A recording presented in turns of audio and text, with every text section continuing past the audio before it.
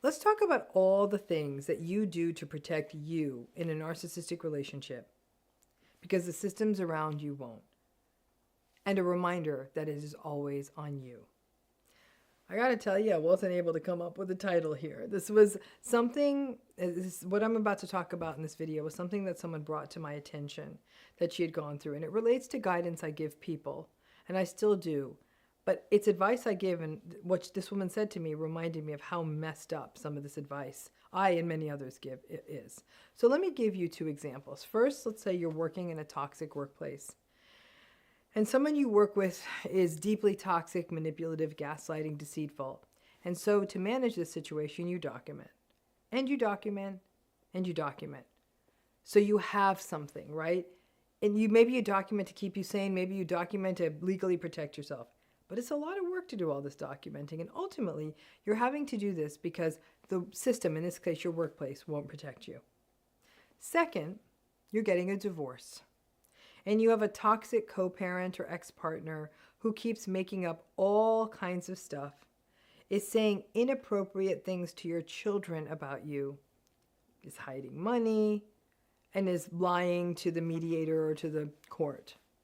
So you spend your time documenting and documenting and documenting, saving everything, every text message, every email, every voicemail, doing what everyone, all the experts who are trying to help you steer through a narcissistic divorce do. But despite doing this, it's often not enough. And you are still being questioned by the court, still finding that the decisions are not in the best interest of your child. You're still in a deeply unfair financial settlement, still in a divorce that is being dragged out forever.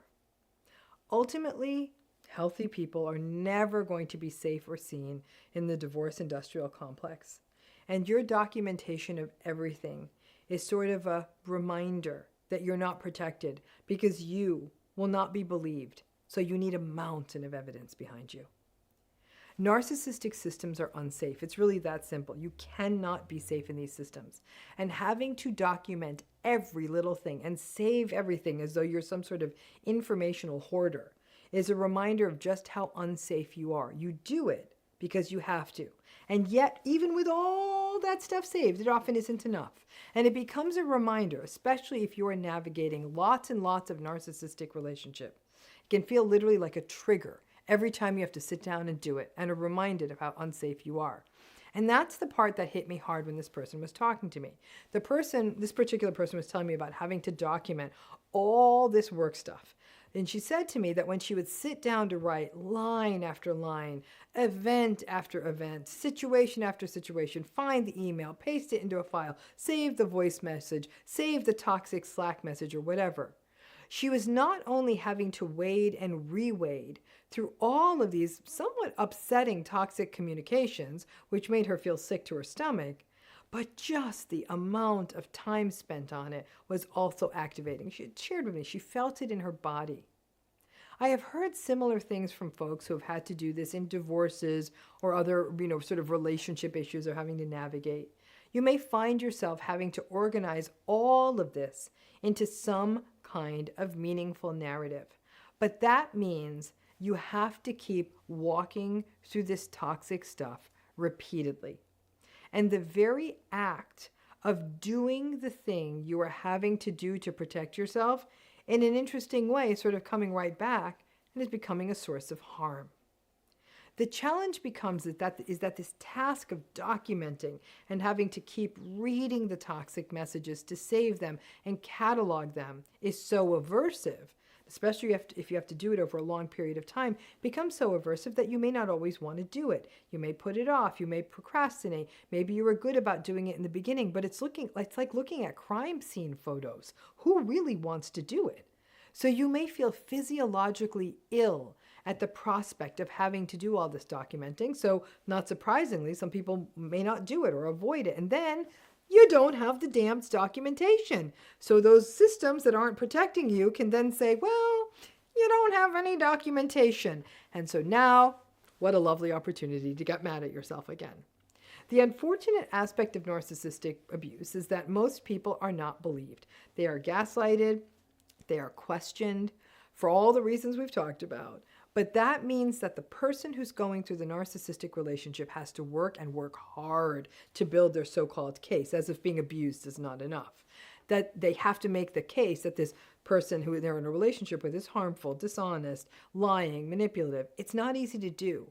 A lot of narcissistic behavior sort of flies under the radar, so it can be hard to capture, codify, operationalize, and document. We can't just say we feel it in our bones.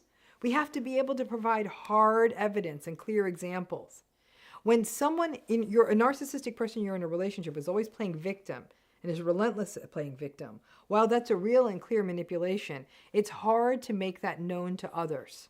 And most decision makers will say, well, even if they say those things to you and play victim, you could still say no or set a boundary. Most judges and HR departments don't know a damn thing about trauma or trauma bonding. It's not their job, I guess, but unfortunately they make decisions that are predicated on situations created by trauma bonding.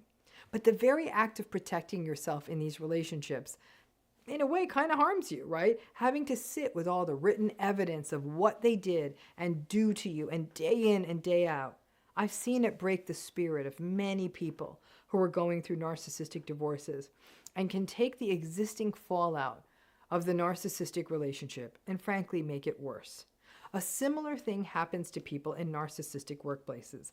Documenting and having to relive it over and over has led lots of people to say, to hell with it. I am out. I am not pursuing this divorce. And whether it is a divorce or a workplace or something else, the burden of proof is always on the abused and never the abuser. I don't know the answer. If you are fortunate and you're well-resourced, you may be able to pay someone to do this documenting for you.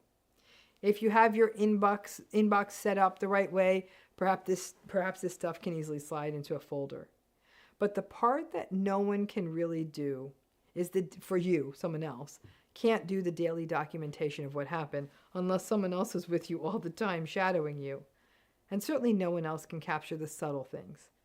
And it was bad enough when these things were happening, but having to write it out, to have it there to remember, is exhausting and spirit crushing. Most survivors of narcissistic relationships get punished twice. And this is yet one more example of it. I hope this gives you some validation and clarity on something that many of you may have been experiencing. Thanks again.